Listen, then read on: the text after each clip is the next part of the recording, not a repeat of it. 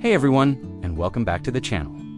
Today, we're diving deep into the story of a truly legendary figure from the American West.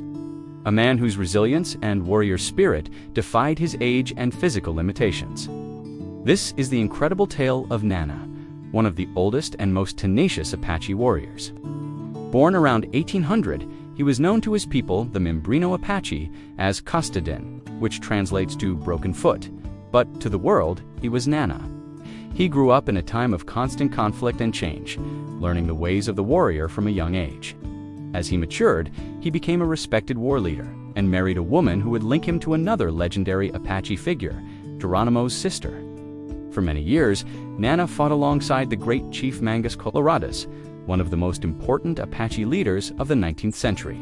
Together, they defended their lands and their people against encroaching settlers and soldiers. But this partnership came to a tragic end in 1863, when Mangas Coloradas was captured and killed under a flag of truce, a betrayal that fueled the fires of the Apache Wars for years to come. After Mangas's death, Nana continued the fight. He joined forces with another prominent leader, Victorio, and together they launched raids across Texas and Mexico. They were a formidable duo, leading their warriors with skill and determination, striking fear into the hearts of their enemies. Their campaigns were a desperate struggle for survival and a defiant resistance against the forces that sought to conquer them. In the fall of 1880, tragedy struck again.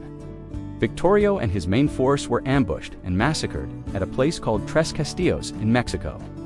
It was a devastating blow to the Apache resistance. Nana could have easily met the same fate. He was with Victorio's group, but at the moment of the attack, he and a few others had been sent on a scouting mission for supplies and ammunition. This twist of fate saved their lives. When Nana returned to find the aftermath of the massacre, the sight of his fallen comrades must have been heartbreaking. But grief did not break him. Instead, it forged an iron resolve for revenge. He and the few surviving warriors fled into the rugged Sierra Madre Mountains of Mexico, a natural fortress that had long been a sanctuary for the Apache. There, in the mountain wilderness, Nana, now around 80 years old, began to plan his next move. Think about that for a moment. At an age when most men would be long retired, Nana was preparing for war. He was not in peak physical condition either.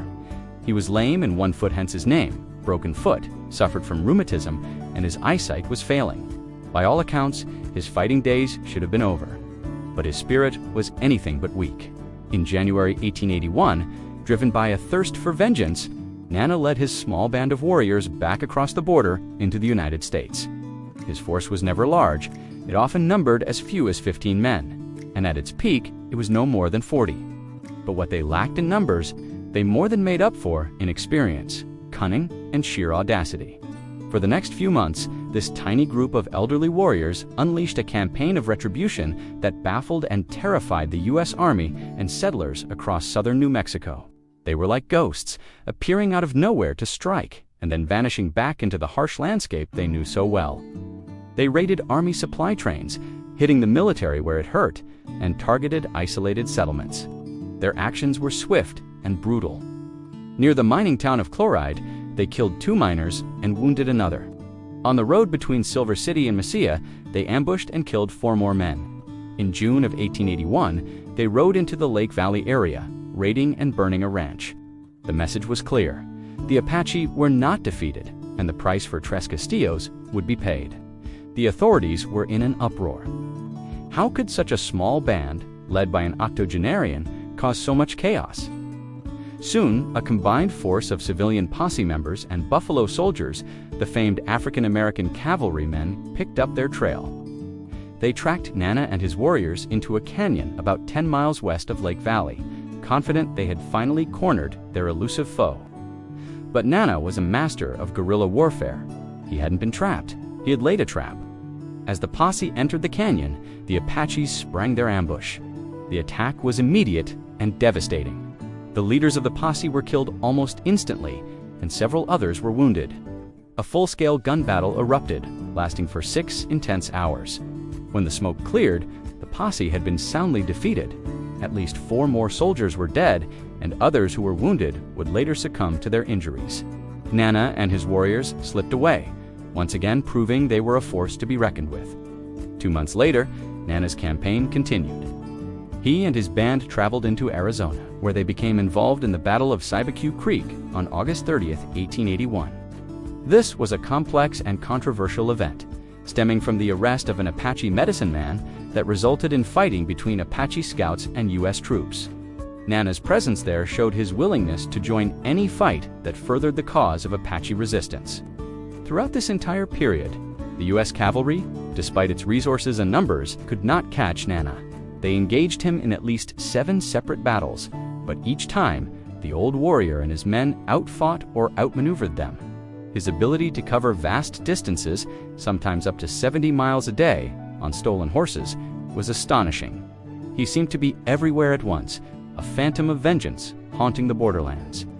Finally, after months of relentless pursuit, the U.S. Army temporarily gave up.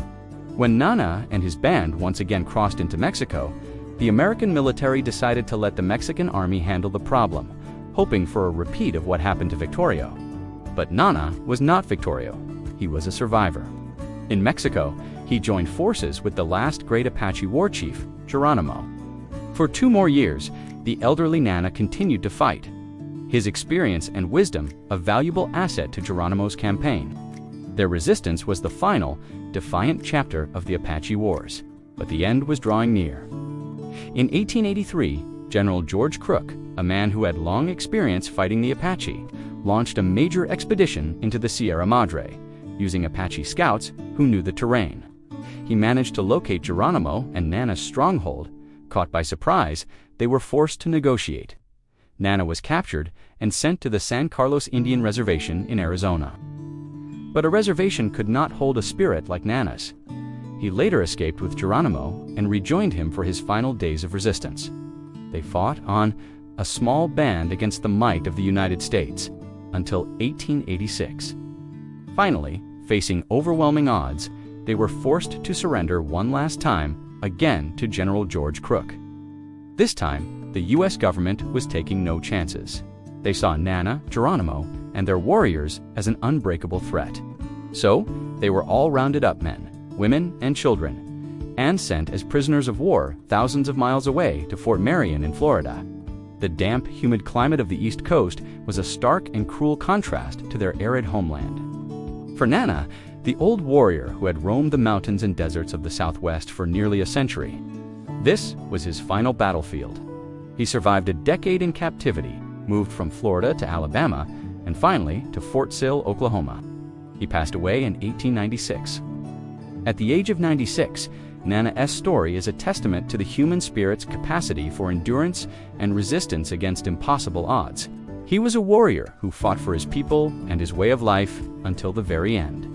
A leader who commanded respect not through brute strength alone, but through wisdom, experience, and an unbreakable will. He remains one of the most remarkable, yet often overlooked, figures of the American West. Thanks for watching, everyone. If you found this story as fascinating as I did, please hit that like button and subscribe for more tales from history. We'll see you in the next video.